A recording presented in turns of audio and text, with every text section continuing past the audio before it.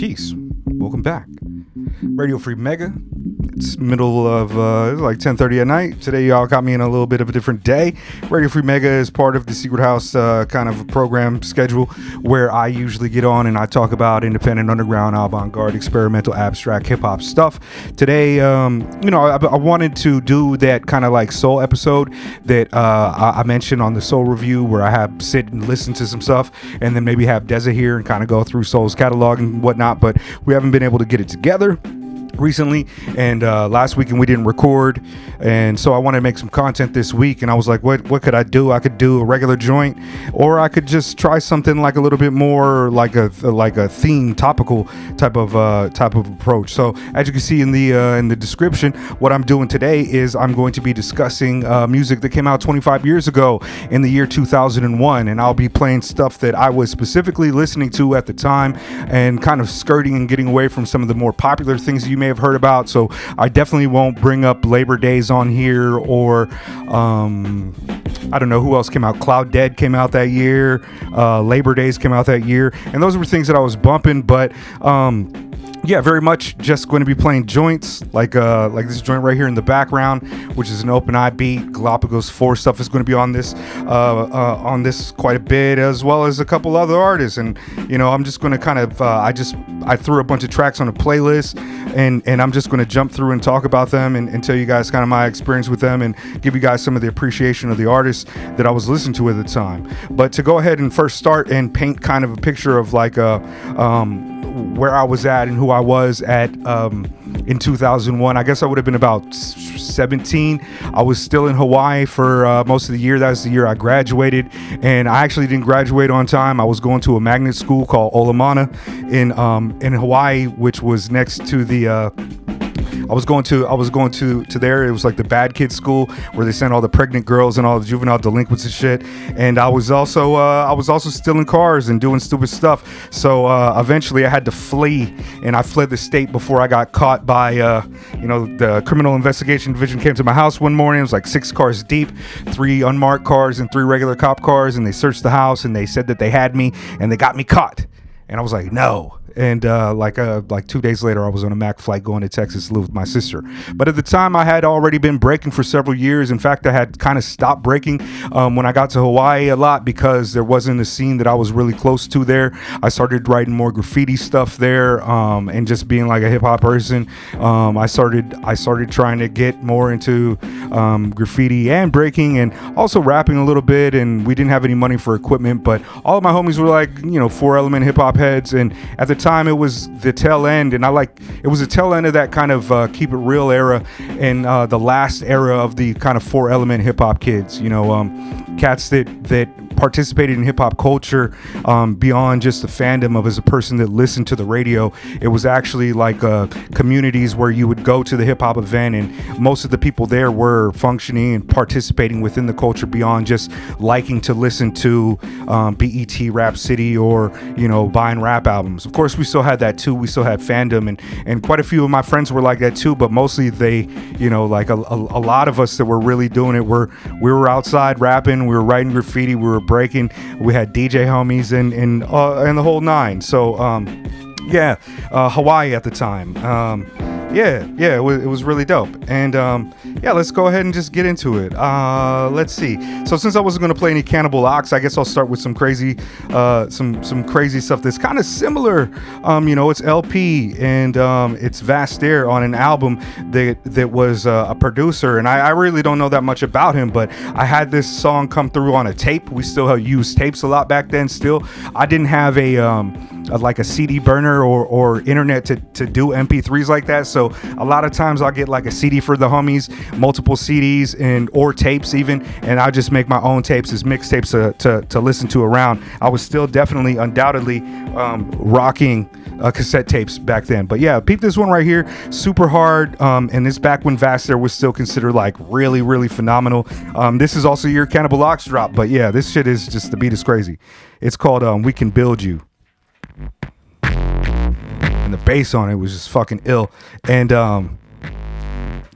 both L at the time is like, there was a kind of a split divide. Like, I had a lot of homies who were independent underground cats that did not fuck with that did not fuck with company flow and that kind of East Coast bracket of, you know, these guys. Front the basic, born a bastard, combative, suffer Aladdin. Perhaps that very basic companion to damage tantrum.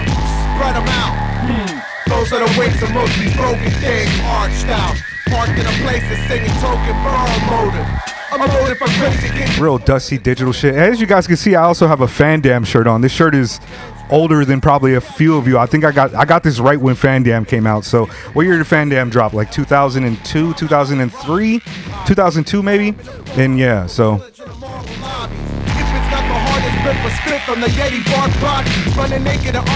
maybe 2003, I don't remember, but yeah, this shirt's pretty old.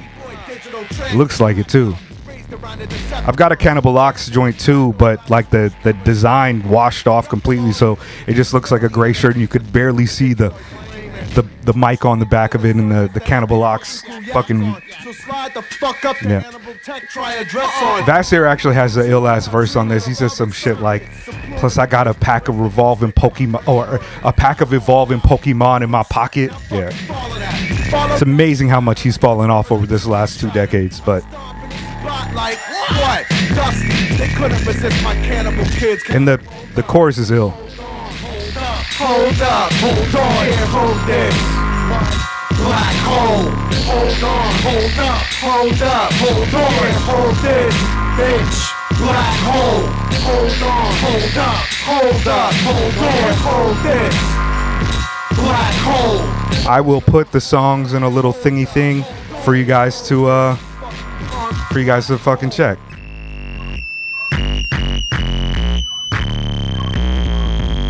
Maybe I'll make a playlist for it so you guys can just go to it, but I don't know. I'm lazy. Yo, we don't check no animals. On weekends I hold classes for NASA. Show them who rocks it. The beat's so mechanical. It's like I gotta flow with words, but I can't. You know what also dropped this year too?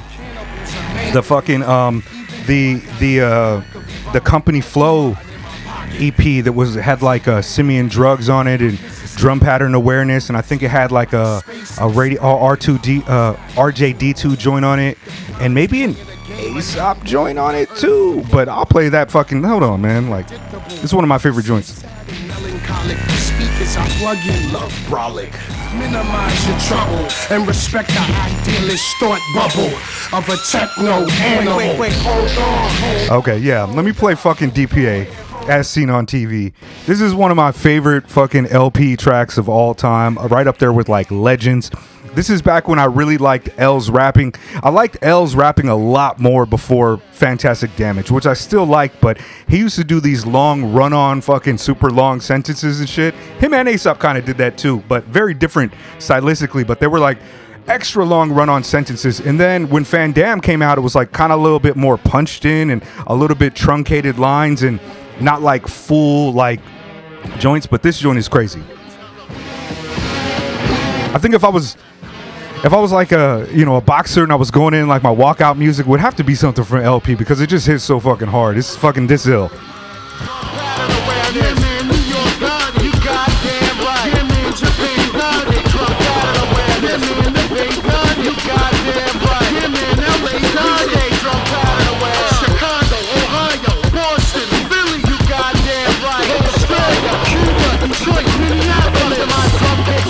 Drop is crazy. I was a baby fool with 2 holes in it, so secondhand branded by the most serious simile injury. This style is art of darkness, parallel park next to awkward infamy. The holy mountain of sounds is pound. Skullduggery, the blind merchant. Picked by the distilled fluid monks and crushing disgust habit. The rust fabric collide with a murky lurker. A tough sadness, battered rabbits, death tragic. And if you lose, how can I lose? I'm from the doghouse of blues. Lemonhead, South Dog, cross cruise to re-examine lost form. Unplug me, everybody loves me dusty. I'm the great snake bait, she's deranged but very trusted. I got a friend, Land, PMX and hitting switches. Not quite a bit of death as IMG was raised with religion. Look at the deadhead mechanism. Amongst the cobblestones, God feels alone alongside my tag, EL Dash. So fucking hard. L's fucking bells and drums. What is that shit he says? He says, I forget what he says. Emerson, Lake, and Palmer's like Pavlov's. Come back when I ring bells. Get prepared to react. Yo, where my dog's at?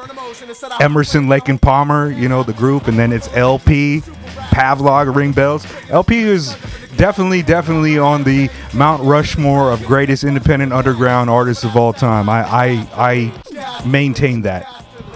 And I was like a break or whatever, but yeah, maybe that'll be kind of like the closest I really get to L and them on this. I just threw a bunch of. Hold on, I got something that's kind of similar in that same bass. Sonic Sum, I think, dropped. I know I had this on a tape. I'm pretty sure it was 2001, but Oscillator, Rob Sonic and shit. Sonic Sum, and this beat is so crazy, and this track is so crazy. 5, 4, 3, 2, 1. Interrupter, interceptor on the fritz, writs of passage, military binge on plasma. Hypnotic, so we've lost it. Sober by redefining layman's terms by blackout and no generator. A lot of these songs that I'm going to play today too, I think quite a few of them probably, especially from like the more West Coast Project Blowed underground cats that I was listening to. A lot of them are going to be much more dusty and not sound like studio albums. A lot of them are like those 4-track type of cats who were just like recording in their bedrooms and shit, and just didn't have the same quality of equipment as you know, some of these other artists. Even, you know, the Galapagos 4 stuff at this point was pretty clean in comparison to some of the other stuff that I was fucking around with. It's interesting to think about, because by studying very hard. Like a lot of people, when they go back and they listen to some of the stuff, like if I played like Jedi Knight Circle or some shit like that, it'd be like, yo, this is almost unlistenable because it's just the quality of it is not there. But at the time, none of that type of stuff really mattered to us. We were just getting like the most unique styles and the most unique art, and coming from people who were also like kind of with the same ethical tendencies of us in like what we wanted from hip hop. And there was a very clear kind of line. Like I like to, like I said earlier, like the last of the 4 Element kids, there was a real kind of resistance in the air to the kind of neoliberalization, the mainstream kind of corporate music industry progression of hip hop culture, that a lot of people just stood and were like, we're not crossing that line, we're not going to sell out, we're not going to do that. Like cats were upset when Africa Bambaataa was on a Sprite commercial and shit. Like we also saw like it's good that some of these artists were getting success, like Mos Def and you know, like getting placements on like Nike ads and shit like that was great. But at the same time, like if you listen to a lot of the lyrics from some of these cats, like a lot of it's going to be like, yo, you're not dope, you're fucking, you're trying, you're biting, you're trying to be a player, you're trying to be this type of mainstream person or whatever. And it would just like not like a lot of us just didn't fucking like that. We didn't feel that. We when hip-hop first started, it was all about the DJ spinning wax back to back. This is hip-hop. This is the raw, real form of hip-hop. What you see right here, this is real hip-hop. Real hip-hop. Look, graffiti. Techniques 1200. This shit is hip-hop right here. You know what I'm saying? But nowadays, you got all these crab-ass motherfuckers going around on some commercial bullshit that ain't hip-hop. You know what I'm saying? And I'm tired of it, because this is something that we love. I mean, that's the shit. This is Megahertz. They go by, well, I think now it's Megahertz Legacy, but you know the vibes, like that's fucking copyright. That's rest in peace Camu Tao. That's Tage. That's fucking Jakarta Motormouth. And they're like Ohio cats who are completely different bombers from the New York cats. They're also completely different bombers from you know, the West Coast cats. And there was like real regional styles and shit like that. I imagine there still is too, but like Earl and Mike sound very similar in a way, a little bit incestuous in a little bit of type of ways. Like it's different, but it's like similar styles. Like, you know, like a lot of people are like aping things, but like back then it was like, yo, you were either like a pensman, like a battle rap style like cat who was good at barring out like pen style with the more evergreen type of boom boom boom with the punchlines and poetic devices mixed in, or you were like using your regional styles to get it off, or you were hella westy and hella weird. It's like there's like these categories. Like in the West Coast, if you sounded like anybody else, you were going to get hated on a little bit. I remember when people were like, people were like, yo, fucking Orko Elohim, Orko the psychotic alien, he sounds a lot like Rifleman. That's Pistol Man. It was like, all right, you know, but like Orko, but I don't think he ever really deserved that. But you know, hip hop heads are gonna talk. Hip hop heads are gonna do that. And like this shit right here, like the early Camu shit is so amazing. This song, Spontaneous Combustion, off of, what is it called? Table Scraps, I think is the album called. But like, this is not even my favorite joint on there. My favorite joint on there is let me see if I can find it. It's called This Year. And but listen, these are like bars, you know, like, okay, that was copyright, but I think next is it's Camu. But since I want to play this Camu verse, let me skip the track. Here we go. This Year, right? I say this often, and it's just anecdotal, and it's not really any material fucking positioning on it that I could never stand on it. It's a slippery slope, but it's something I like to say. I like to say that there's two style, there's a few style MCs, but like there's drummer MCs who land on the drums and they have a percussive rhyme style, and then there's your kind of like more horn style cats who use vocal inflection and have an upward and down, like, and you know, there's like Micah 9 who's like he's like both. He can drum off of it, but he also can rise and fall and do the sing-song double time styling. But if you listen to this verse by Camu on this is like such an incredible example of what I would call like a horn style MC. The way that he just like, oh my God, this is like one of the greatest verses of all time. When I heard it, I was like, my DNA ladder. Hold on, I'm gonna run it back. Hold on, because I was talking just like I just got to. Okay. Classed autotrophs, cut off alienated cloth that was coarse.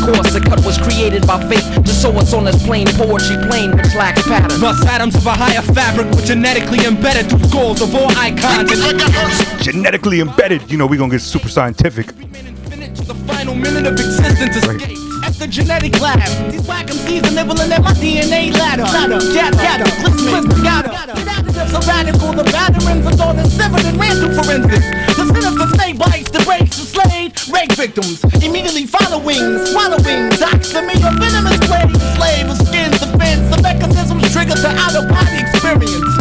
The controller of the inner ethos and the periodic and the sub-physical. Supernatural clinches the visible in inches, stitches of corpse. Rhymes the cause, the routes spread rigorously through the medium, feeding them radium. And these flee from waves to buzz for mine, uranium. Cystometric, pivot for near. And this is just the everyday, to imitate my flow. There's no way you can penetrate the superstratum, the unorthodox abnormal. And in ways that restrain the lackadaisical. And galvanize upon the minds around the collective access of access. Passes pinnacles of practical minerals of habitable actions of poor access. Yeah, man. I fucking rest in peace, Camu. That King of Hearts joint that he was putting out, he was really, really on like a different direction with that shit. Like some of the fucking flows he was doing on that, some of the songs like fucking Bird Flu and man, that like taken from us way too early off of fucking cancer, man. Like his career could have been absolutely insane. Like he could have, I don't know, he seemed to me like he had like a, I don't want to say like a breakout appeal, but he had like a, like once people figure out, like he was just too futuristic. He was just too ahead of the time for some cats, I think. And like, yeah, just and this whole album was good too. It's just like real hip hop. It was like really dope beats, a lot of different rhyme styles, a lot of different fucking punchlines and this and that. Like, you know, I love a yeah. Let's go to some more joints. Hold on, let's see what I got on here. All right, here's one that I haven't thought about in a long time that came into my head. Cunninglyguists, right? I think if I recall correctly, they're a Texas crew, but they're like, this is Texas hip hop. Hold on, like this one's called Linguistics. This is off of Will Rap for Food. Like I wasn't the hugest fan of this because I was more into weird shit, but like this tape fucking did numbers. Like like people was like, yo, check it. Like you would go to the event and they would play it. You know what I mean? Like it would be on. You go to the homie, like what do you listen to? He's got the Cunninglyguists shit on. My homie Chris, what's his name? Chris LaCour, I think was his name and shit. Like he was big into these type of like stylers and these rappers and the Molemen shit too. Like even though I stay away from cannabis like Wyclef. Deacon and no process. Similar to Christ. Got divine reps, so tell If me. you know you're going down, Why step? show no mercy. With bruise and cruise. Get hit with more bricks than New Jerusalem. Riddles confusing fools. Like Confucian rules. Most cats are more square than Rubik's cubes. We spit raps that are totally murder. Yeah, I ended up actually, like I said, I fled Hawaii to not get those Grand Theft Auto charges, and I ended up flying to Texas to live with my sister in Central Texas in a place called Killeen, Texas, that had, like, she was divorced and her ex-husband was in the army, so she ended up owning her house out there, and I lived out there for about 9 months, and while I was out there, I was working at a studio. Well, I wasn't really, like, if you want to call it work, it was a bunch of older New York cats who were trying to, you know, become music stars and shit, and, like, have a studio. It was called Hot to Deaf, DEF, number 2. And just like, you know, I was a young god body at the time too, so that's why they kind of rock with me, even though I was like Hawaii, you know, half black, half Filipino kid from Hawaii who was like weird and listened to weird shit. I was god body. So 2 of the guys that were older, they were older god bodies. My man Sabi Don and Boogie. And Sabi was like, shoot, Sabi must have been like mid-30s when I was like 19, and you know, I used to build with him, and he was like, oh, you know, like a lot of what I came to learn now was like a lot of 5%ers did not really do the knowledge. They wasn't really reading. There wasn't, and that's what I was trying to do. But hanging out with them had me shooting at people, had me robbing people. It was like they had me doing a lot of weird, crazy things out there. But you know, no regrets. This is great, wonderful people and shit. But yeah, Texas was not the lick for me. I still love all those folks to this day. But I mean, come on, man, like. Yeah, shout out to Hot to Deaf. I got some verses. I got an album out there somewhere, maybe. Yeah, but yeah, hold on. I was trying my best to, like, when I first started rapping and shit, I didn't have it, like, I was trying to have my own style, but I was too influenced by like fucking Aesop Rock and Vord Omega. Like, I was just trying to be like super, like, yeah, I don't even know. That shit was probably whack. That shit was probably whack. Here goes Molemen, man. I guess I'll do a couple joints from Chicago now. Like, this Molemen album was also like getting a lot of play, and I wasn't the hugest like Molemen fan, but one of the things I liked about the Molemen is like they did have cats that I knew from like Scribble Jam, like Juice was on there, Vok Hill, O-Type Star I had heard about back in the day, and also they had like Qwel on the album, which I got into Qwel because, you know, the work that he was doing right around this time is when I got into Qwel, through Typical Cats, through the bubbling that I heard, or like maybe a couple earlier joints about Qwel, and also, you know, Offwhyte is I think is on this album too, and then I think Molemen actually even had they got to put the quarters up with the Doom and with Doom and Slug, that joint that everybody knows. I don't need to play that, but like this shit right here, Urban Legend, like, yeah, it used to go around. People used to bump this Molemen shit. And like I said, I was more into like the weirdo shit, but at the same time, it's like I was also at the same time, like I was still listening to a lot of like Supreme Clientele was undoubtedly still on my shit. I know Bobby Digital, Digital Bullet, the second Bob Digital album came out this year. I still had that. I was still kind of tangentially tethered to a lot of the cats who I thought were like hip hop in the mainstream and shit. Like I picked up the Beanie Sigel. I picked up Blueprint, was heavily played, especially when I was with these New York cats. Yeah, because that's all they listened to. They weren't trying to hear no fucking Gafflin Whips by fucking Big Just. Shit, I think maybe that Big Just come out this year. In fact, maybe it might have been 2002. But Gafflin Whips, I should play that shit. Yeah, that shit is amazing. This is okay. Like the Molemen shit, I recommend going back to it. They definitely got. I noticed I haven't got like a Qwel joint on it too, and yeah, Qwel also dropped this year too. If it ain't been in a pawn shop, which I think is a phenomenal album. It's a really good album. He does say the N-word on it as a white man and shit, but he says it is questionable to do. But I don't think he didn't get any flack for it, because what the song is about is like him having an argument with his dad, and during his dad's part he uses the N-word and said, I don't want that stuff in my house, and it was just like, ooh, that's kind of questionable, G. But we kind of also saw like it was like the intent behind it was that he loved black art and he was not feeling the same way as his father. So, you know, it's like nowadays I feel like maybe somebody will say something about that in a serious way and be like, well, what happened? But back then it was just like, yo, Qwel is dope, and it's like, you know, he's a comrade to us in this hip hop shit, and obviously he rocking with black folks, so it was none of that. But it like Yeah, I guess before I play Qwel, let me go ahead and play some stuff like, let's go to the typical cats, man. Denizen Kane, Quasar. Shout out to Quasar. He's been in the comments of Secret House before. And Qwel, who is fucking... Qwel was amazing. Qwel was one of my favorite MCs back then. I'm not gonna lie. I love a graph writer MC. Like I'm a huge fan of a graph writer MC. Qwel, Big Just, those were two of my favorites. Just because at the time I was getting up, I was like, every day. There's never a day where I'm not writing my name 150 times. Like I just in the piece book, just signing, just writing everything, trying to get my hand style right and vandalizing. And so it was like, everybody knows this. I think this was on like a Tony Hawk game, like Tony Hawk Pro Skater 4 or something like this. But yeah, let me play the graffiti joint off of this Manhattan Project. Yo, this is one of the greatest. Like this is probably like a top 5 great graffiti joints. Like Loon TNS is one, of course. Anything from the Artifacts, Wrong Side of the Tracks is probably number 1. Loon TNS, and then this joint, like, it's just like a lot of things that you wouldn't know if you weren't a graph head. I mean, you pick it up into it. It's not like it's rocket science. He's talking about graffiti, but like outline in summer squash.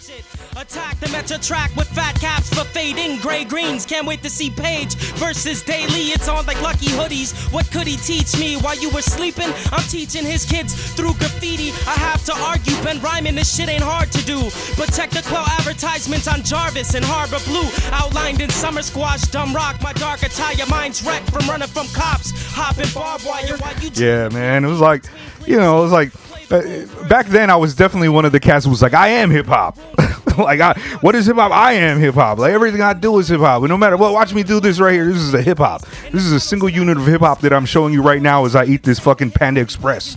Yeah, it was corny, but it was like, that's an ethics that served me well. It kind of turned me into the person I was. And like a lot of the hip hop shit I listened to and this kind of like anti-capitalist kind of approach that I spiraled into, as well as pro-black politics, a lot of that shit come from hip hop just the same way it come from theory and also living in the world. Just like everybody else. It's not special, but the 4-element era was different. And like what I like about Qwel is like with Qwel, it was like he could do everything. He could punch, he could punchline, he could battle rap, he could fucking concept, he could storytell, he could do everything that you need to do as an MC, be poetic and abstract. He had all the styles and was just really good. And he eventually became like a born again Christian, but he actually was on that shit like by the time the Rubber Duck album came out, maybe in like 2003 or 2004. And that's why that album got a couple things on it. I think also part of the reason he fell out with Quasar, I'm projecting now, part of the reason he fell out with Quasar is because Quasar was God Body, and Qwel got really pro, like he found Jesus Christ again or something, maybe is what I heard. And it was like, like you do that's fine. And his music was still good for a long time, and then I just kind of lost track of him. I think he stopped making it so much, but maybe he's doing things now, because I remember Def C was saying that like maybe Def C said he was at a show or he was talking to somebody, something recent though, like, because Def C's out there and the Chicago shit. But hold on, let's go to this. Oh, see, this is like, I remember this one. This one is like kind of like braggadocio bar style, barring out type of shit. Like, man, you could hardly rip that rapper off my album after how you ask around. You sound exactly like you found him. Astounding. I'm gonna get to weird stuff soon, y'all. This is definitely the accessible shit. Have to listen. Rock habits like the Vatican, practice and fact fiction. Impact collisions, magnificent raps, wisdom, assassin hits passing, battle kids not laughing. With them tattooing autographs, to gas the passy missions. Bring your writtens and the kitchen sink. Master lyricism. Here it is in battle and knees, confessing an ass whooping fetish. Held the best efforts from Qwel, punk and pessimist. The funk infested in a nutshell, but what sucks sells, so best luck with Yeah, this is off of If It Ain't Been in a Pawn Shop. I highly recommend this album. It's a good listen.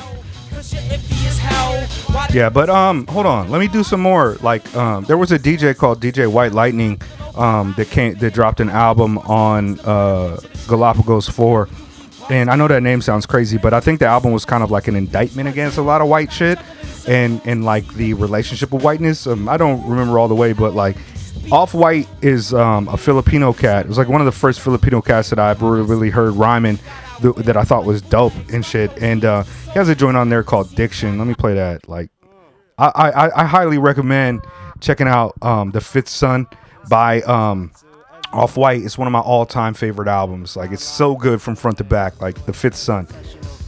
If you like, he's also got a bit of a weird voice. I think he was also deaf in one ear and shit too. Like, not that means anything or changes the music, but yeah, that's a part of him. But like, he used to style, he used to rhyme, he used to dope. In fact, that first song, the original beat that I was playing when I first came in with no beat, that's one of his joints. It's called Speakeasy, I want to say. Easy Speak, maybe. 9 a.m. rendezvous. Can't wait for the first excuse to be calling you. Can just taste that sweet sensation on my lips. Just I wonder which skirt you got up on your hips. Can you get these letters and memos? So I write from Sacramento for first. Come here right quick, girl. You know I ain't been with my wife since our last business trip. You know you wouldn't be pulling 6 figures if you went to shit. Baby, relax and fax me. Oh, this is like a Ladyface track, right? Let me know when you want maxi. The rest of the day is basic. There's too much convenience in our little relationship to go and waste. Can't you understand? I'm a man of many different titles, status, and faces. Also, I don't know if you guys know Denizen Kane well from Typical Cast, but Denizen Kane was a phenomenal poet, writer, hip hop artist, and he has a song on this called Alabaster, which is one of my favorites, where it's just like it's almost like a spoken word track, but it's over a beat. It's like, I mean, it's hip hop. Yeah, I don't know. It's not spoken word. It's spoken word in the same way that like Billy Woods is spoken wordy. It's hip hop shit, but like this song Alabaster is just like really like the beat. I know that sample from somewhere. I've heard it like.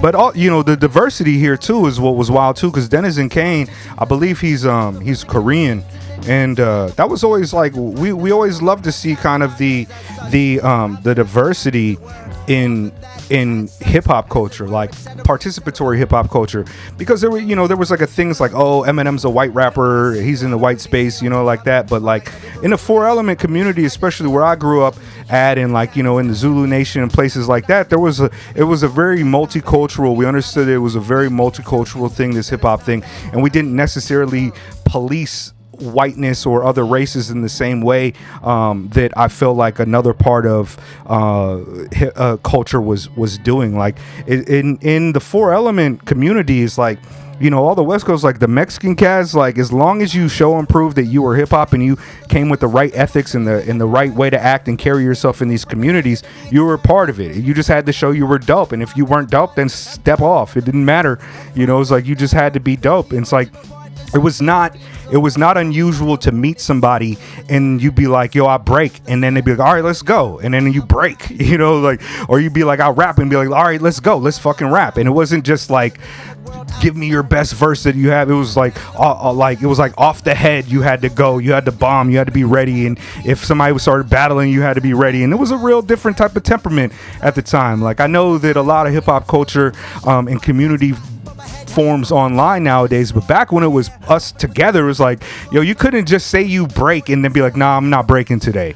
Like, it's like if you did that, it's like, that's kind of half-stepping. Like, you should never even mentioned it, or you better have like a cast on or some shit. You know what I mean? Like, because you got to get it, you got to do it, and like, yeah. So yeah, man. Like, so all right. Let me get towards some other stuff right now. Hold on. Let me play this Jigmastas joint before I go into some other stuff, just because I love this beat. And shout out to Krim and DJ Spinner. DJ Spinner has been on my podcast, sitting across from me. Just a wonderful conversation. One of the legends, one of the greatest producers of all time in hip hop culture. He produced one of the beats on one of the new Lice joints, but back in the day, it was like Super Dave, fucking DJ Spinner. Like, there was a couple cats who was on this Sound Bombing Lyricist Lounge type of like thing that was just like, yo, these guys are the fucking best. Like, the verbs that I been said like a cell phone. When you hear the bell tone, nails gold. It's the roll the streets, get the creed from every single challenge that I meet. Discreetly, if you greet me. Beyond Real by the Jigmastas. This beat is one of my all-time favorite beats. Like, we had the instrumental this, and we used to rap over this shit all the time. Every time any line in my rhyme is all a part of the crime. The place now and here, we're in how you getting done. You just a fraction of my talent getting burnt by the sun. When you come like an orgasm, making mad noise, talk a whole lot of shit like I'm supposed to lose my poise. Man, I'm way past real. I feel I'm at the next level. Lyrics so deep, I'm giving back hands to the devil. I'm taking rappers to a new level. dig? The smooth criminal on beat breaks. I'm taking rappers to a new plateau. You dig? The smooth criminal on beat breaks. I'm taking rappers to a new plateau. You dig? Yeah, that shit was hard. Maybe I should get to. Hold on. All right, let's play this. I think it's Galapagos 4 as well.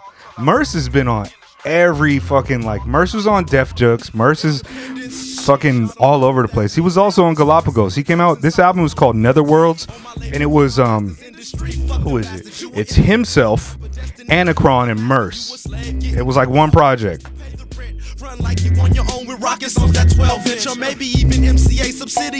See, listen to what he's talking about. He's talking about the industry. Hold on. Merce was great for that. Merce gave me a lot of game. He gave me a lot of integrity with what it meant to be real hip hop.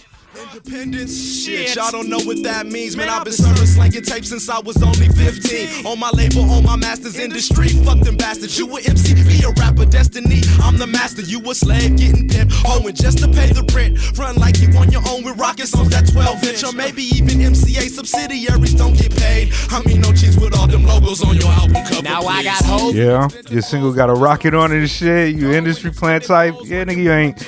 Yo, Merce has so many songs like that. Merce is great. Yo, when I did the State of the Game joint where we did like when we did the joint with Picasso and Squatta B and we were talking about like the West Coast fucking, you know what I mean, the cast, like I had to say Merce because Merce is, whether you like his music or not, which is not my favorite MC, Merce has been everywhere. He's done everything. He's succeeded in so many ways. He's impactful in so many ways. And also he's just said like, I've never had any problems with him. I met him like twice, but it was not like, yo, let's be friends now. It was just like, oh shit, what's up, Merce?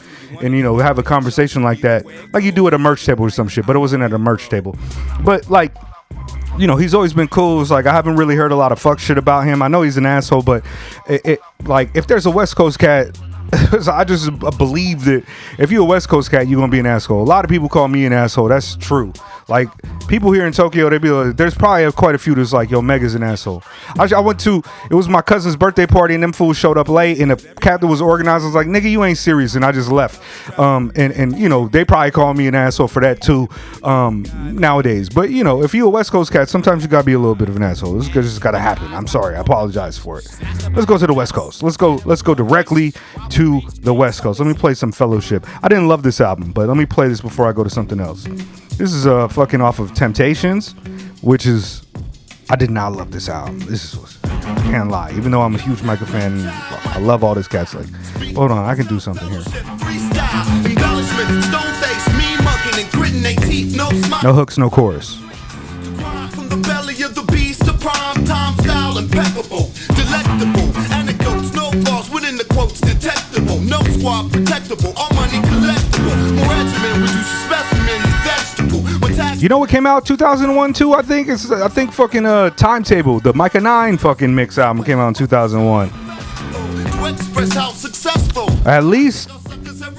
Nah, Daddy Kev had Los Angels. Shout out to Daddy Kev, the great and legendary Daddy Kev. He had Los Angels, which had a Busdriver. It had the Blowed Anthem by Busdriver on it. It had Micah 9, last things first things last. It had that. It had a few joints on that were hard. Hold on. Just my rhyme book. Look, see, I'm the authentic. Hold on. Micah 9, man, I'm telling you, that Timetable album is a good place to start with Micah. It's got like fucking Sand to the Beach. It's got fucking Park Bench People. It's got some freestyles. It's got First Things Last. Hold on. Here go that horn style.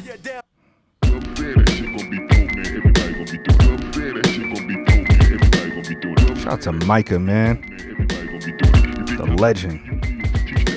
First is a calling from a greater power within you, and second is a reckoning ability for right or wrong. Third is a word you heard to serve a cover blows you blur the vision of the murders doing never person working. Fourth, when you metamorph a proper course should then be taken. Fifth is nothing if we all ain't drunk, we hear mistakes you're making. Sixth is ability to mix the instability of sinister soliloquies and fellowship facilities. Maybe I shouldn't have played this because this is like one of the big ones that I think that like sometimes you'll meet a cat and be like, oh yeah, I like Micah 9, I know Micah 9, and they'll like play you this one. It's like one of the main ones that are playing shit. It's like when somebody says they like Busdriver, and then the joint that they play is fucking, y'all know which one they play, and it's just like, all right, that's but this one is great. But this is a Daddy Kev beat, I'm pretty sure. Hold on. Let me go to the greatest Mexican MC of all time. Fucking the legendary 2Mex. Fucking 2Mex. Goddamn. Hold on. The song is called Ghostwriter. One time I was listening to this song in the middle of the night, and I had my man Monder Venderson with me, and I was like, yo, let's drive 8 hours right now so I can see my dad, my father.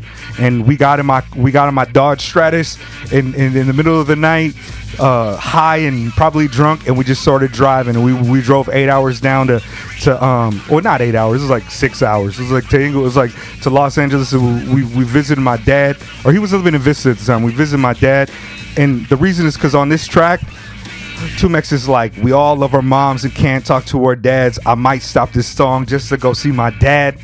And listen to this beat. It's like, 2Mex is fucking amazing.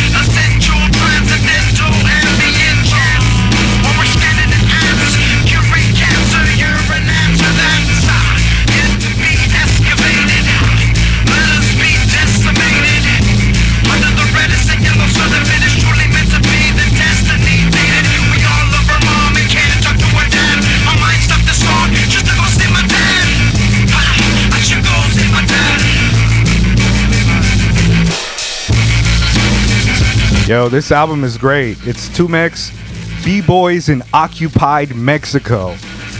Fucking album title is amazing.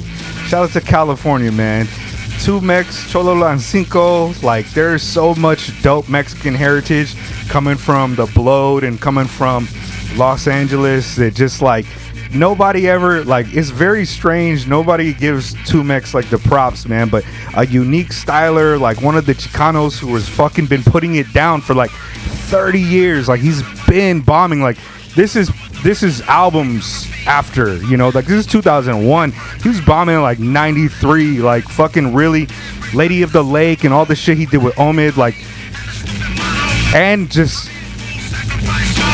yeah, 2Mex, man. 2Mex. Speaking of 2Mex, let's hold on, where can I go? Let's go Shapeshifters, because 2Mex is a part of Shapeshifters, right? 2Mex is a part of Shapeshifters, and hold on. Let me see. Hold on, let's play this. No. I'll play Subtitle. Subtitle changed his name to Giovanni Marks later, and he was in Lab Waste with Thavius Beck, who used to be Ad-Lib from Global Flotations. But this song is called 2 Next Year. Weekend Science Experiment 1A, I think is the name of the album. But I had this on tape. Weird shit. Like, Subtitle is a weird styler, man. He's like a unique, wonderful black man. Like, fucking amazing. One of my favorites of all time. But, like, people don't know him. Like, this song is called 2 Next Year. They're weird. It's like, 2 next year for here. The beats, the world 2 next year for here. The style, way 2 next year for here. Opposite of simplistic, advanced and futuristic. The rhymes, 2 next year for here. The beats, the world 2 next year for here. The style, way 2 next year for here. Opposite of simplistic, advanced and futuristic. Rhymes, 2 next year for here. The beats, the world 2 next year for here. The style, way 2 next year for here. Opposite of simplistic, advanced and futuristic. Catalog the number of the verse by the barcode. Star power quality, straight from Project Globe. I devour inside bodies by the motherlode. You wanna stay alive past the day, try another foe. Proceed with caution and lead by example. Don't let the weed impede the So weird, man. The West Coast was a real avant-garde tradition that just exploded from fucking, you know, fucking exposition, just like a black kind of radical fucking tradition of just avant-garde styling. The emphasis on being original caused them to create so many different styles and do so much shit that a lot of people say didn't age well, but yo, you can feel the rhymes. I mean, like in To Pimp a Butterfly, you get that fucking sing-song double time style jazzy joint. That's fucking Micah, boy. Like, come on, man. I mean, it's jazz too, but like the tradition, like people don't really know the impact that Micah 9 was doing, like the influence he had on Qwel and Mos Def, and the influence on RBX Posse, like all these people who were in line there, the influences that he had to Ice Cube and Eazy-E and Bone Thugs and Harmony, and the way that this shit ripples out. A lot of people don't really understand that shit, but yo, they were on some fucking wild work. The Caffeine. Listen to this. Who makes this? The caffeine. I'm a caffeine. It's my vaccine. I wish people were as fearless these days. There's very few cats who I hear making stuff that I'm like, yo, be weird, do weird. Claire's does that shit. A lot of the new shit like is really incestuous in a lot of ways. Like it's really derivative. People are creating work that's similar to their fan, like the artists that they like, and it's good. It's like fine because the artists that they like are pretty good, and they're doing like a rendition of it that's okay, which is a thing about hip hop that's happened since the beginning of hip hop. But like, yo, like I miss when the experimental, abstract, avant-garde, weird shit was like. You get a little bit more of it when it's fucking weird as shit. Like,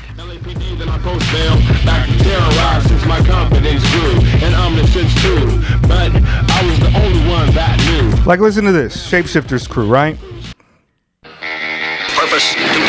It's fucking surf rock beat. This is a graffiti cruise. Like the Shapeshifters are amazing. Like I'm not gonna tell you to go and listen to it and you're gonna be like, wow, this is a wonderful album. Like I'm just a regular like, but there was like a very specific time and place where this shit was just mind blowing. And historically is like where the way it ripples out, like the Anticon stuff that comes kind of after this and around this and what they influenced and the things that they did is like a lot of this shit is super.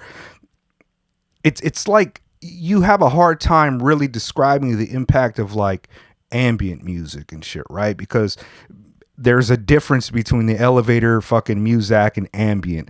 Like when it comes to the experimental hip hop stuff, it's not necessarily that it's great music. It's that the experiment is fucking interesting and what they've done is fucking sonically palatable to you. And that's how I feel about a lot of this stuff. When I listen to, like, I probably know all of Circus's verse on this song, and I haven't really listened to this song in a whole minute, but it's just because, like, it was a vibe, and I've never heard anything like this before, and I really haven't heard much anything like it since. So check this out. This is off of the Shapeshifters No Future album, No spelled like knowledge with a K. But yeah, like it's called Surf N-E-N Tsunamis. What is that? Like it's like a weird fucking toxic. It's like Malibu Ken sludge, like nasty. It's all good, I'll do the good. It's all love, it's all right. It's black, it's white, Hispanic. Yeah. CBS crew. Circus is a graph writer. Impossible mission, fully posable. Equipped with swivel, break some assembly required. Japanimation, tribulation, posing no logos of affiliation. Branch Davidians, ranchers, spot phantom toppers. Is it Cobra, Chupacabra, Cadabra, cattle cadaver, cloak and dagger, stagger the imagination. This is a 9-minute track. Like, but they just like found pockets and we're just like, yo, let's make the fucking, let's make some alien space shit. Like this joint too. This is my man. Radioinactive. Radioinactive is one of the best people I've ever met my entire life. A supremely awesome, good dude. At least in my experience, right? I'll play some joints off of him too, but he was like a new agey kind of like, I love the world, I love everybody, I'm only here to bring peace type of individual. A lot of Flower of Life workshop, a lot of the kind of like shape-shifting reptilians, like the flower, like, you know, heart chakra, like really be a good person, like plants are like plants have conscience, like a lot of the new age philosophical stuff. But it made him into a really great person. And he does like sound work on like his career. He's like a sound guy. I think he does sound work for, at least back when I was talking to him last, it was like America's, what is it? American Idol and shit like that. He's made a good career, but I was his insurance agent for a little bit, and it's like, the song is called The Calendar. The nature of the world is the venture of the mind play, continuously being day. Changing the Discovery Channel for behind each and every cover of panel was a talk show. It's a talk show host with the accident waiting to happen. The weight of your shoulders is participating into the dissipating exodus, disguising your... Alright, so that's weird, right? That's crazy, right? Maybe you don't fuck with that. Let's go to something that's a little bit more chill from him. His album Pyramidi, at least the EP, I believe, dropped in 2001. And the EP, like, oh man, my studio's so dirty, I kind of don't want to show it to you. But the EP, on my wall over there, that kind of like by the fan, the baby blue kind of sun thing, next to the geisha with the guitar that's a train map, that joint right there is the picture that was used on the EP, which is done by my homie who lives here in Tokyo. His name is Keen. Keen is an amazing videographer, and he submitted a lot of video footage for Ava DuVernay's documentary This Is the Life, that highlights the Good Life Cafe and early Bloodian community and shit, right? And Radioinactive is a part of that community and shit, right? And like this song is just, this is like Be Fulfilled in This Life. Like Pyramidi's great. It's like 30 songs. It's like so many different styles. Like life. Oh wait, let's go to something else then. Here, the music. But he has so many different styles. I'm going to play a few off of this because I love this album. And it's one that I haven't heard anybody talk about this in the Rap Music Plug podcast Discord or in my Discord or on Secret House or anywhere. Nobody has mentioned this to me unless I bring up Radioinactive first. But this album, it came out on Mush. And he was on the Mush tour with like cLOUDDEAD and LabTech One and a bunch of cats who were on that early Mush tour that had the video shit. Like, but this album's great. From front to back, it's just a weird, wonderful, strange experience. That's AWOL 1. All the rules, breaking all the stools, so there will be nowhere to sit. Standing room only. You can keep my company, but you can never own me. You don't stand a chance. You can't stand the dance, cause your rhythm is broken while my rhythm is spoken. Yet your pockets are full of tokens, but the game is over, cause your game is lame. Yeah, people don't be liking his styling, but like so much creativity on this album. There's nothing like it. Like he's bombing in the background, like a double time type of thing. But this is what you had to do. You could not be like anybody else. Well, actually, I'm just window shopping. Back off, folks. I'm a licensed window visibility technician. My father, Mr. Windex Street Free, made a... Hold on, I mean, like, even like, look, I'll just jump through. Like, there's so many joints on this, all right? Indecisive. So childish.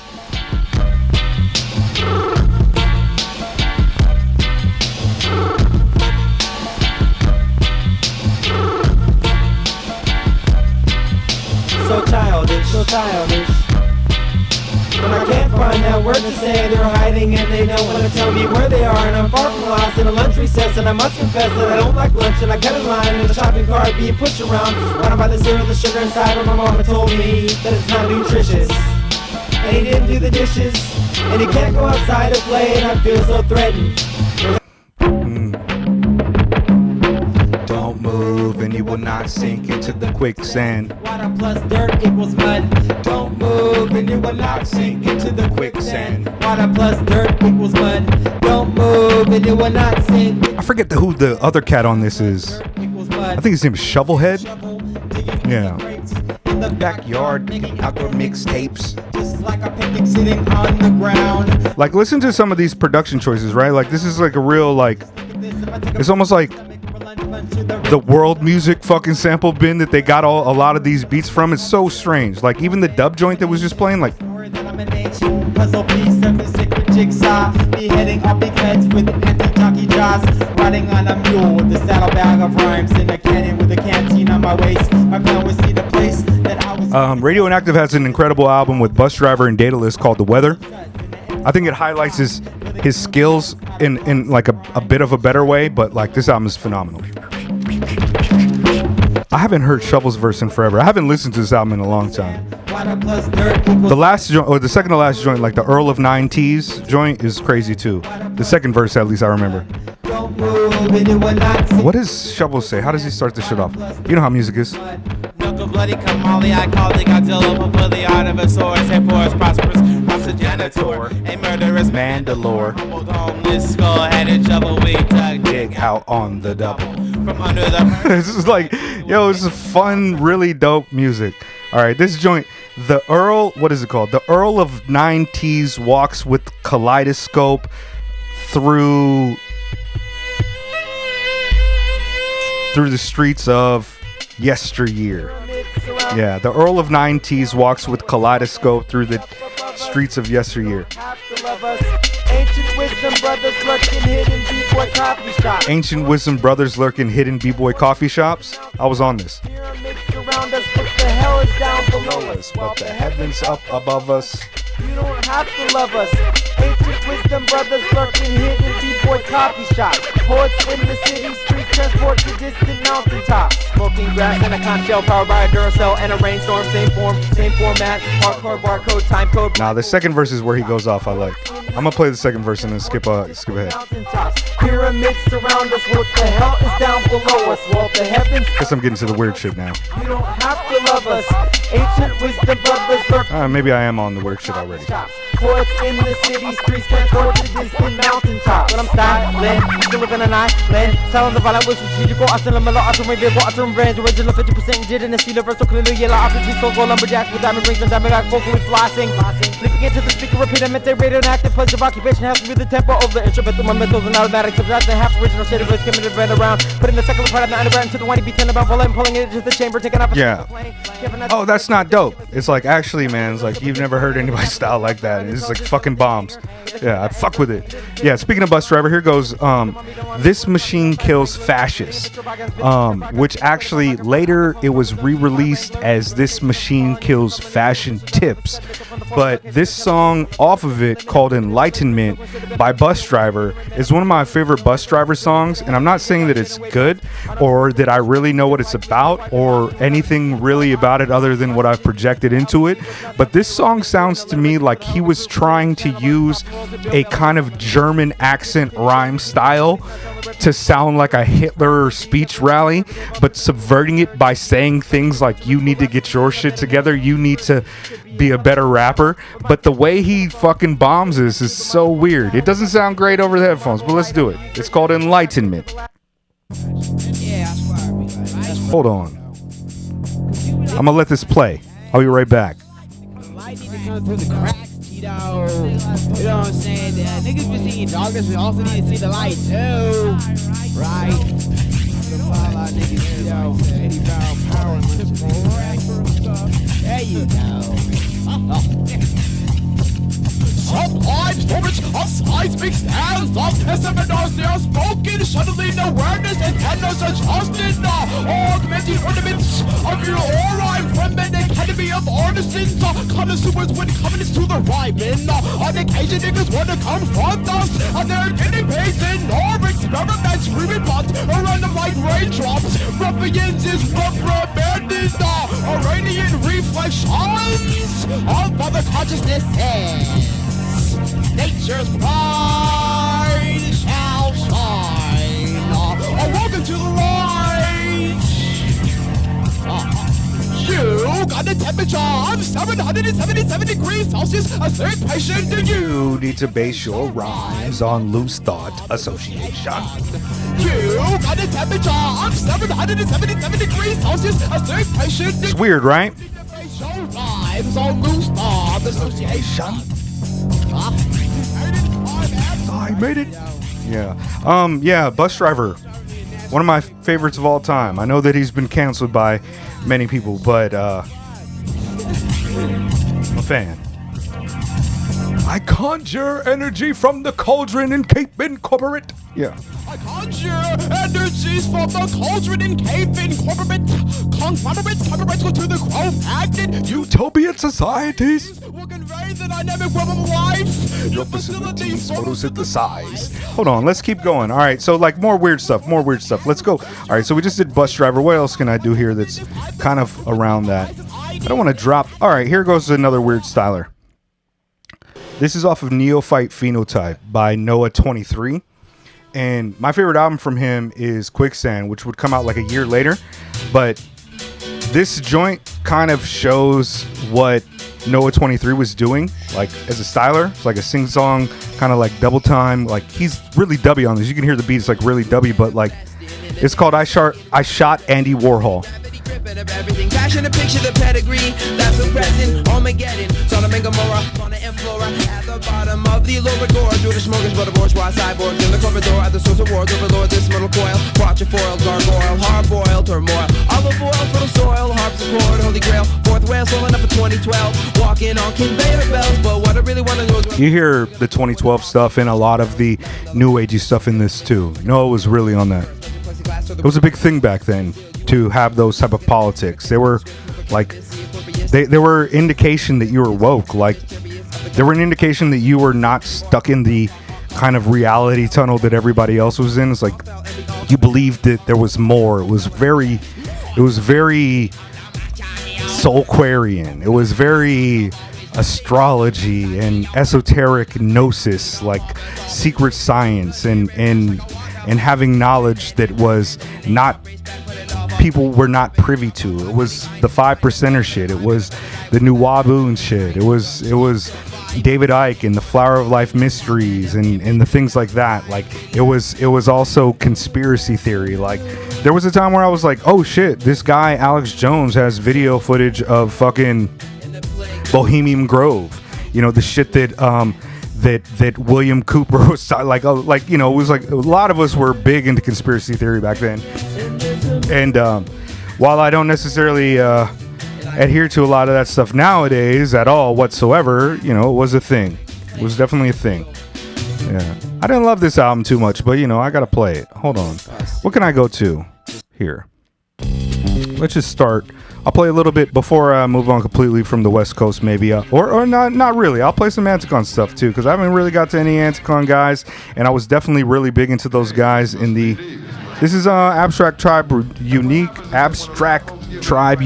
which is Abroot and Tribe Unique. This is the Paint album. Hey, this must be deep. People feel as though like the way to be poetic is to make sure that... Shout out to Abroot. Absolute fucking legend. Giant. Why would you need a poet to make things more complex? If communication is what it's all about. Yeah. Here we go. Abstract Root the Scorpion, Zulu Butterfly Priest, Fat Jack the Elephant. I'm going to play J Live after this, just a little bit. And maybe Signs of Life after this too, before I go into some other stuff. We'll be brothers forever, you know what I'm saying? ATU forever. Endeavor. The song is called Brothers Forever. God, I love those beats. Take me to the beginning.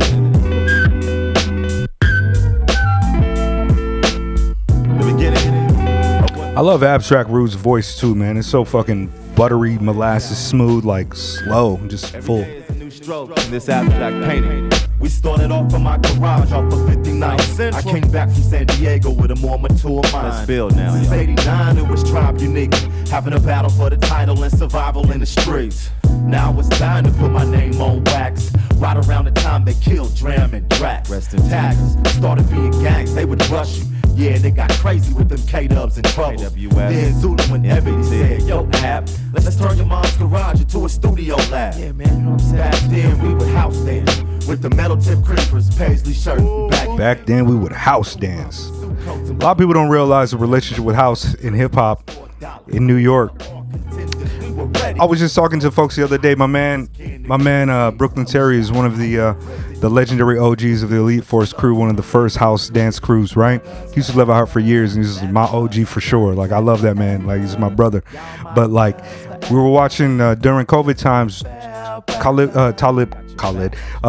Kweli was talking to Mos Def over like video joints about like New York and who the celebrities were in their neighborhood, and they were talking about like, yo, Khalif and Terry and you know, Voodoo was like, these cats were the legends to them. Like, and that house scene was so imperative and important, and it was like, you know, house is disco's revenge. Like, there was a huge, tremendous space for the LGBT community in the house circle, and it was very inclusive, and it had a lot of the essential tenets that hip-hop projected to have before it really turned into a hyper masculine place of, you know, a lot of different directions. But house was deeply important to the trajectory and the growth of hip hop culture in the United States. And it's interesting to kind of even just hear something like that from Ab Rude, but also it's definitely one of the material things that really was a part of even the West Coast. Like, West Coast, there was locking, there wasn't breaking as much, there was house dancing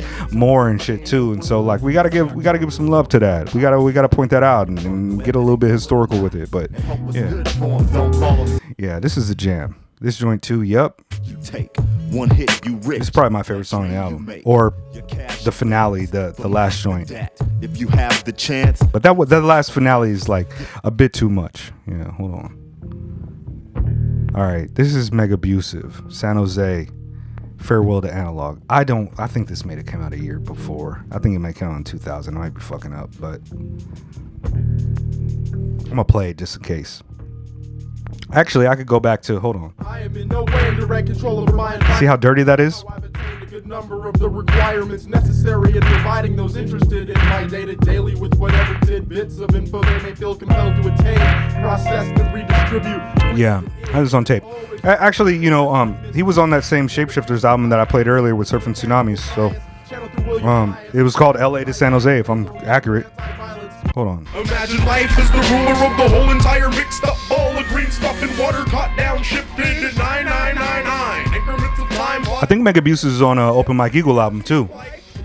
Lightning is precise to the millimeter. Or maybe it's a Uncommon NASA track that has Open Mike Eagle and Megabusive on it. But Megabusive was a really fucking unique styler and he was like one of the biggest MCs to ever come out of San Jose. Like, he's a G. I lived in San Jose for like 6 years.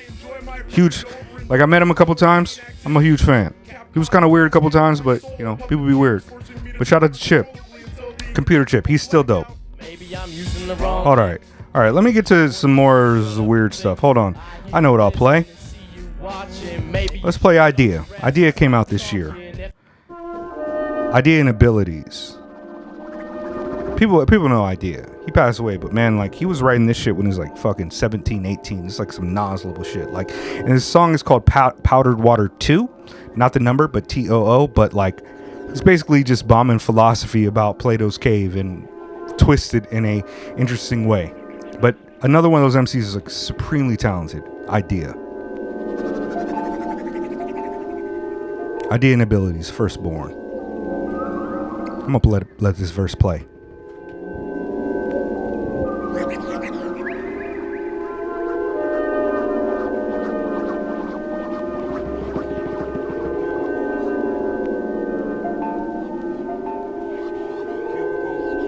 I don't even know when it drops. If Mega grew up in a cubicle. Damn, that shit's 50 seconds already. Real hip hop. If someone grew up in a cubicle as Plato once suggested, they would only know the cubicle and not the world outside it, and they wouldn't view the cubicle as something geometric. We only know it's a cubicle because we live outside. Now the one inside the cubicle can't comprehend its measurements, because measurements are models made up for and by observers relative to their position on the outside of the cubicle to understand objectively so they can study further. If I grew up in a cubicle, the walls limit my universe. I have no knowledge of the entirety like the outsiders do. If you follow what I say and can swallow the powdered water, close your eyes and open your mind. This one's for you. The brain equals a cubicle. We'll never think outside and not inside. And why to try to tie a diagram and modify it? I'm a man that's a hybrid of a body. I'm a pirate of a soul that can fly without control. Realize the brain takes in 6 billion signals per second, most of which are hidden and not given to the senses. We're limited to a few things. Oh, you know what I realized came out this year too? I think the Giga single came out this year. To receive the signal. Anticon Giga single, which has the Savior remix on it. Hold on. I'm not going to check if it's the year it came out, but I'm just going to fucking do it. Hold on. The Copenhagen interpretation of modern quantum physics mistakes. We don't know the meal. We only know the menu that our brain tells us is real. We don't know the rules of our head. Inside these heads, we can't see the chance. No one really knows. I might be wrong, but I'm going to do it. All right. So one thing I want to say about this joint. I felt hella smart because I had already read a little Plato. High school student, delinquent, pothead. In fact, I was mostly on shrooms most of my like 12th grade year, thanks to that fucking female correctional facility that was next to my fucking magnet school. We used to throw them over a pack of cigarettes, Newports and Marlboro Reds, and then they used to grow all their own shit there, like all their own food. They had farm animals and shit. This is Hawaii, and they would throw over bags of mushrooms that they picked straight out of the cow shits that grazed their land, right? And so we had all these psilocybin mushrooms straight from the cow shit, and I was bombing macrodosing in a lot of ways, like bombing mushrooms every single day for at least 4 months. At the end of my all the time, but yeah. All right, so it went into another song, which is called "Murder of Memories," which is a really good, like that song was super philosophical. Like he basically he gave you the Wikipedia or the Cliff's Notes in rap style about Plato's The Cave analogy, and then this song is about like a Vietnam War veteran who is the fucking memories are killing him, and it's amazing. I remember my father went to Vietnam and Korean War too, and I played this for him, and I could see that he was disturbed by it, and I feel that because he's got a lot of PTSD, but it was too much to ever complain about it. I remember one of the last conversations I had with my dad before he passed away. I was on the phone with him, and he told me he was taking a piss and he saw something on his dickhead, right? And so he started fucking pushing it out. He could see it's like a piece of metal or some shit. So he got the the tweezers and his little scalpel, and he cut it out, and he was like, yo, this is a fucking grenade fragment that has been embedded in my penis for fucking since the 1970s whenever he was in Vietnam and shit. So essentially my father had inseminated my mother with a fucking grenade shrapnel fragment in his dickhead, and that was like one of the last conversations I had with my father. Shout out to old man Hartman, is a black Seminole. Keep it real. It's like, I miss you, pops. Yeah, but yeah, let me. Like I said, I'm just getting drunk. I'm just chilling. This is just Radio Free Mega is about me, and it's about the music, and it's about just fucking around with me, and maybe enjoying it in a type of different way. But yeah, check out this song too. But let me play you "Savior" off of the Giga single, which I think came out this year. The original joint came out on the Anticon Music for the Advancement of Hip Hop joint, but the beat I didn't like as much. But the remix, which is done by Alias, I want to play you the Eyedea verse because it's like a creative writer verse. It's something that I say that Open Mike Eagle does really well, and there's Not Really does a lot really well. There's a lot of what I call creative writer MCs who can think of a topic and write it all the way through and make it spectacular. But Eyedea's verse on this is, I don't need to explain it to you, but it's so clear, concise, lyrical, and on beat. It's just fucking amazing. Hold on. It's Slug, Soul, and Eyedea, but Eyedea, he renegades everybody on this shit.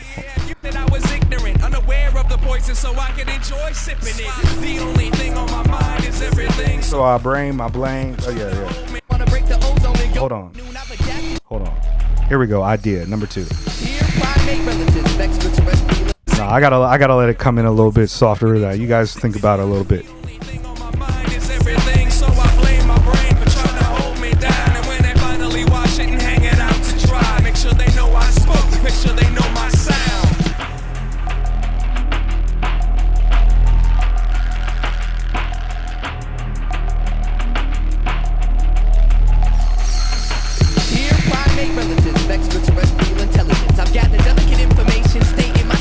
Developed a virus, and I was thrown out of orbit past the moon and crashed here November 9th, 1981, Monday afternoon. I've adapted to this twisted way of living, but I always knew I wasn't from this planet, cause I'm so damn different. I've kicked it with kids that would've but couldn't, kids that could've but wouldn't. Some took it, misunderstood it, stood under it and overlooked it. Love, hate, straight, crooked, bad, good, should, shouldn't, plastic, metal, or wooden. It's all a part of water-based pudding. Yo, this is a cry for help, and I don't give a fuck. I've joined every alien cult on Earth.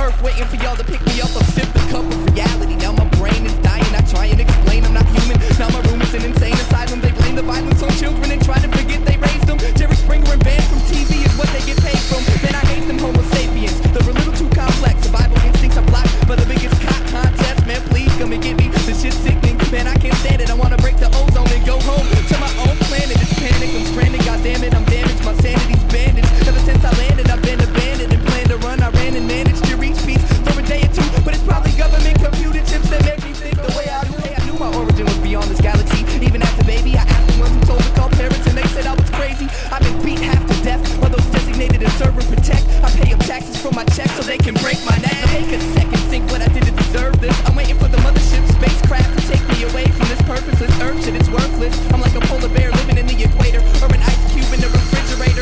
I'm out of place in outer space is where I need to get y'all. So when you come down, just remember I'm leaving with y'all. Sincerely yours truly, Eyedea. A fucking whole letter. Like, Eyedea was so fucking brilliant, y'all. You know, Joe Budden, recently I saw, because I'm into the battle rap scene and shit too, I think it was Complex released the top 50 battle rap MCs of all time, and it was a terrible list. Maybe an engagement type of list, you know what I mean? But they had Thesaurus at 45. It was insane. But I remember, like, Joe Budden of the Joe Budden podcast was talking about his top 5 favorite MCs, and he mentions Eyedea. And one of the reasons he says is, like, people don't know Eyedea because the way the scene was at the time, but you had to see it. You had to realize the fucking incredibly fast, witty, quick-minded ability that he had to dismantle cats with a freestyle. But on top of that, his storytelling, the philosophy, the fucking writing skills, like, he was just a very complete, incredible MC, Eyedea. And like, man, like, I'm telling you, like, run that verse back. Fucking, dear primate relatives of extraterrestrial intelligence, I've gathered delicate information that stated my spaceship developed a virus, and I was thrown out of orbit past the moon and landed here. And he says his fucking birthday, Monday morning afternoon. And then man, that verse is crazy. That is one of the greatest fucking creative writer verses of all time. There's several, but man, like, I need a savior, and he's writing to aliens to say, like, man, it's fucking good. Please check that shit out, man. Let me go to more weird, here, we're on Anticon, so let me do Anticon stuff. Hold on, I'll find some Anticon. I have some here, apparently, I must have it. I know stuff from Anticon came out that year. Oh, I know. You know what came out that year? cLOUDDEAD. But also, the Object Beings tape came out that year. Now, Object Beings was Pedestrian, Dose 1, and Y. It never released. They did have a song come out on the Giga single, which is called The Attack of the Postmodern Papoons. But the actual Object Beings album, like the dusty, digital, fucking nasty shit that we have, is incredible. But this song is great, and it highlights one of the reasons why these Anticon guys were so tremendously different than their contemporaries. Like, back at this time, I think they were still doing this, like, if it can't be read as a poem, then don't read it as a rap. Like, don't rap it as a rap. And so, like, some of it is so, like the poetic forms and the approach to writing the beat and just the kind of visual language that they're using is quite interesting for me as a poetry fan. Like, Pedestrian is an MC who I think that most people don't care for, but for me, Pedestrian is one of my favorite styles of all time. I mean, I've got 50 favorite MCs, so it's not like to say that he's like my top 10 or anything, but I have 10,000 words to explain to you why Pedestrian is so amazing. And of those 10,000 words, I only need to use like 150 of them from his actual verses. But what he does is amazing. And I used to love Y too. Before Y went and became an indie song singer, I thought he was one of the most interesting rapper stylers around. He was just doing something that was different. Like, listen to these fucking guys. Nothing to be alarmed about. It's the attack of the postmodern baboons.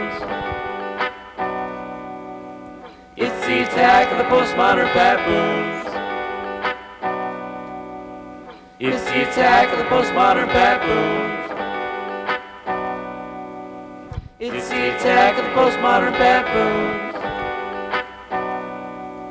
It's a spawny world of flipping plastic flamingos flying, thorns overgrown with the thong combined to the abundance of. I wish the sticky coffee cups I fling this leather prosthetic feathered half-dead dove, which happens to be the mascot, repetitive prophet of the apocalypse, too far away, forgotten but possibly matter. Whosoever accepts the primal challenge to play the role of suburban fur tribe or camouflage and fake on the couches and plush carpet squares, searching for the almighty embroidered home sweet home while hanging superfluous signal of a paupery sense of security. The classes taught me much, even if I used to wear with a fine with a ravage. I mean, he said it's a swan eat swan world where plastic flamingos fly, like a dog eat dog world, but swan eat swan. Like, lines and all the points count. Me inverting post-pubescent Kerouac in fact. See, we get a Kerouac reference. Like, He's hopped in the shuttle, the sacred heaven, ever go in the holy moly, half-cow beef steak. Landed with a dried starfish and what remains of a defensive sea creature. One way, so the front on the front of the ocean, sitting shiver in the living room's lined with the pessimistic twinkle next to velvet portraits of dogs playing poker. Button lip screams in the severed sunshine shade. Oh, how the mouth may stretch, but the button never pops. Composed of non-committal radical rhetoric, kaleidoscope, of reluctant cognition. We'll leave this next bar blank and attempt to not waste words.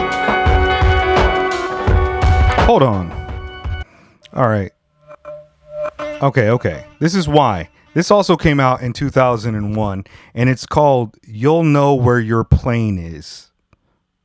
Right? You'll know exactly where your plane is? I don't know. Maybe the title is wrong. But it was on the Split EP with Odd Nose Dom, which I have the posters in the background. Sometimes you guys see that. But, like, it's all just... This is called Ha Ha Ha Ha. But, like, it's just poetry, right? Like... I haven't yet written the scenes that make up my movie, so I freestyle to leave myself inanimate. Yeah, hold on, we're gonna go to more of these Giga single joints. Written the scenes that make up my movie, so I freestyle and leave myself inanimate. Look in the barely breathable diorama shoebox, real close now. Look, you can see me.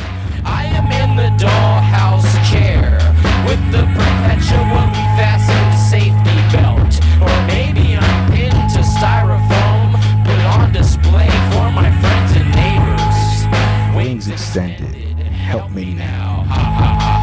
Now, he used to write some great poems. If you listen to his poem, it's like fucking amazing. And we do have regular shit on here too. Like, listen to this. This is one of my favorite Sage Francis songs. It's called Inherited Scars. Like, the chorus on this is like, this is a really beautiful joint.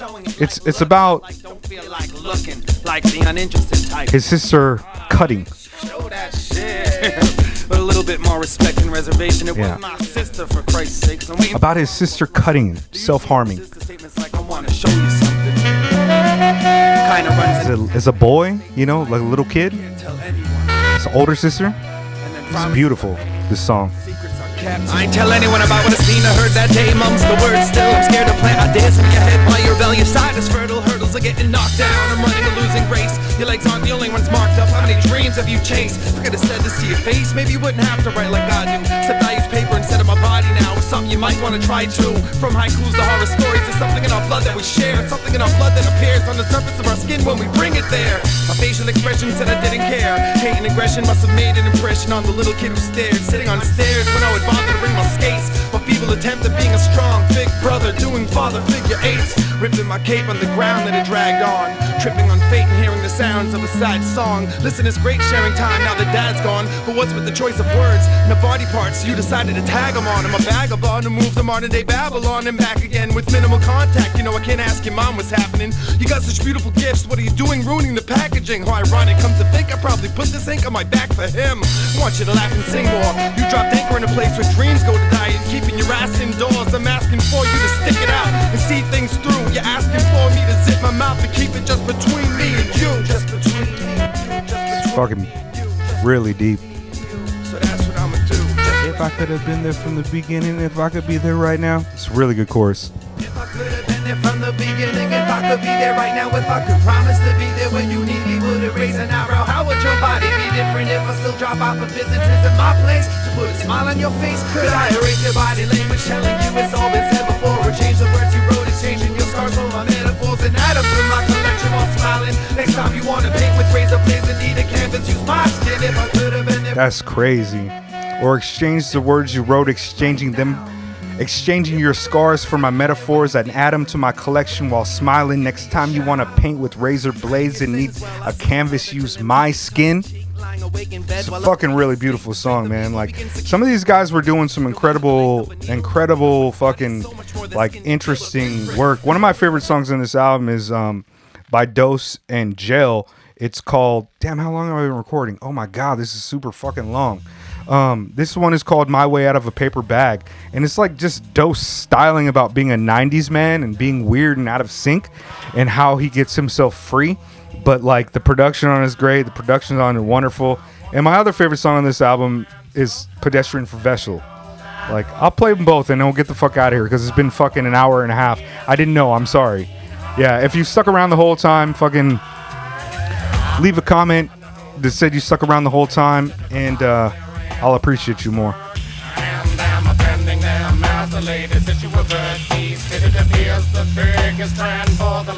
I saw Dose do this in 2001.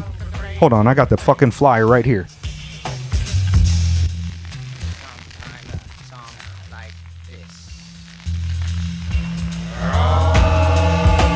I saw Dose do this. That's Dose's in jail signature here, and yeah, 6'2" or yeah. Yeah, there's signatures on this, right?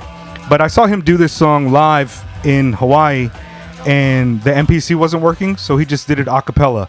And I was just like, this part is like fine. It's like kind of gross, but when they get to the fucking beat change and he starts fucking bombing, like, oh my god. My way out of a paper bag. It just depends if you're not, yeah, just pretend you're not in it. You can't even really, unless you do his voice.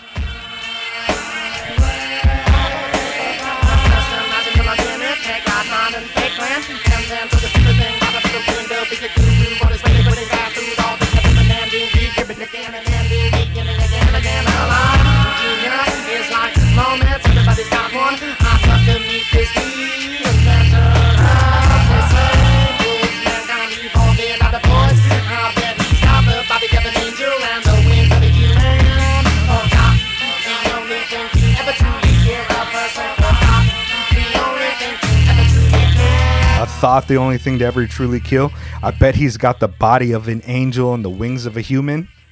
It's really interesting stuff. Yeah, he did this. It was great. Acapella.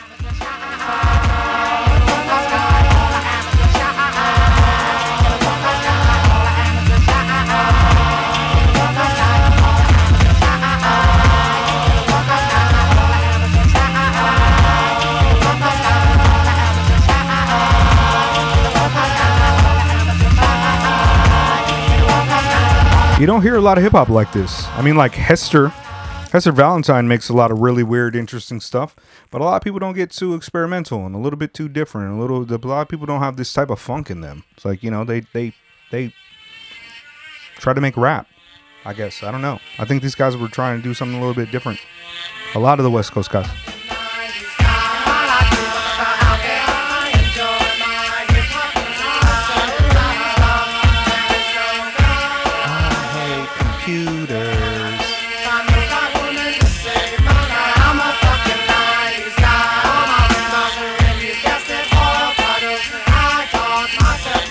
And like, it sounds like he's just saying gibberish, but he's really saying shit like, I'm a fucking 90s guys. I hate computers. My rainbows formed in, you guess it, oil puddles. I taught myself to write. Like, it's a lot of really beautiful, poetic. Like, that's the thing about it, is like Dose One's voice is doing a lot of weird things, but you could also like sit down and read what he's saying and be like, I hate computers, and I couldn't find the right woman to save my life.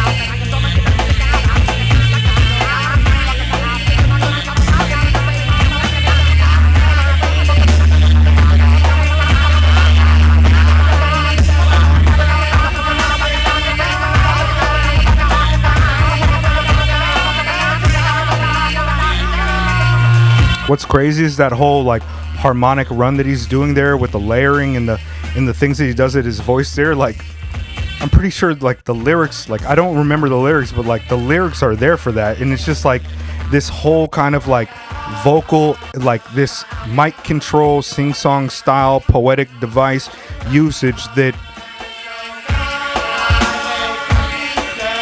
but the layering and just what he does with his voice. His instrument is so tremendous.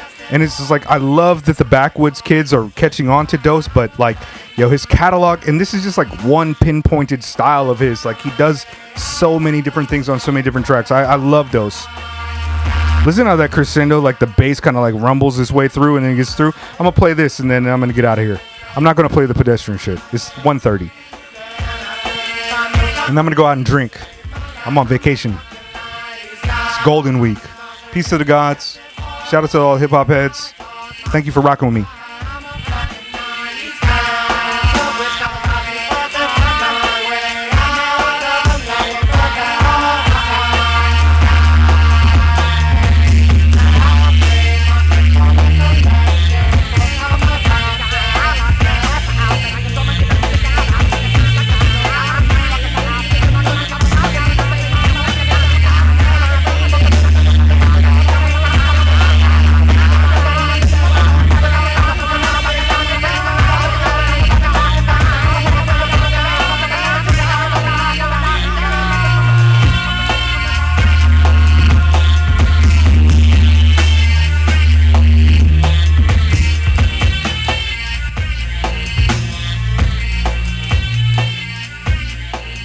I fucking did it. I forgot to play Jay live.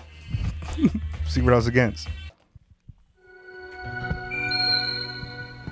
I'm running for vessel in 2002, the first one-man religion in any office moving in the renovated vagina on the hill. I'm running for vessel in 2002, the first one-man religion in any office moving in the renovated vagina on the hill. Trying out bullied alcoholic in the rock bottom tribute show, but the world's major religions and their child gods had to grow on. It's a regeneration of the mob top. The Beatles will adapt and sell death back to us. The great lounge act in the sky, a lame duck president. 6 billion sickly dream wasters like me wake up every day. Oakland's Broadway Street debut of Samuel Beckett. Spot cats, a copacetic varicose veins and phantom livers. Reel out the wood woman with no attachments. Next scene, reel out the walk-off. An antiquated hitchhiker, water beggar with a tiny career, an adjustable grandfather. The average American head is actually gut heavy.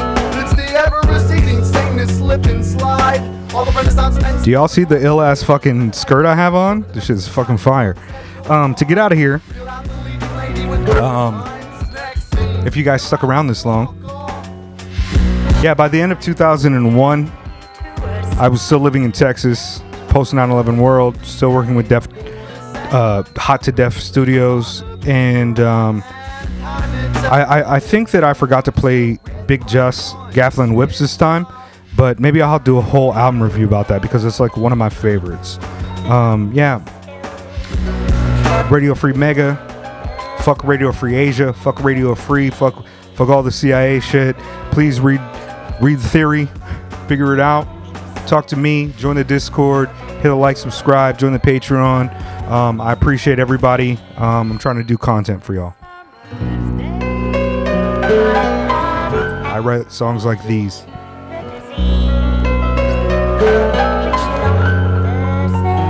Lonely still.